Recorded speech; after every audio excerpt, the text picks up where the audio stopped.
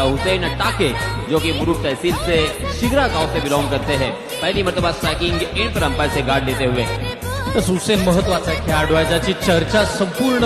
रायगडभर किंवा आता महाराष्ट्रभर आपल्याला पाहायला मिळते, ज्यानं अगदी मुरुड तालुक्यातून येत असताना शिगरे गावाच्या नावाची दखल घेण्यासाठी भाग पाडलं ना, तो हुसेन टाके मैदानाच्या आतमध्ये स्ट्राइक हा फटका षटकार आता आहा नजाकत टायमिंग